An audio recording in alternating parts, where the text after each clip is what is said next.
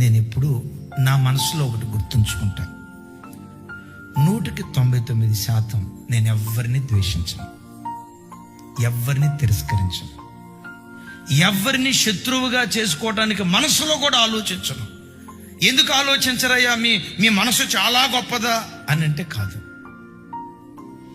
నా యేసయ్య నన్ను ఏ ప్రేమతో ప్రేమించాడో ఆ ప్రేమ ఒక్కసారి గుర్తుకు తెచ్చుకుంటా.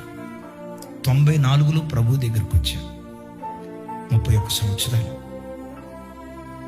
ఈ 31 సంవత్సరాలు ప్రతిసారి నా ప్రభును సంతోషపెట్టాను అంటే నేను అబద్ధికుని అవుతా.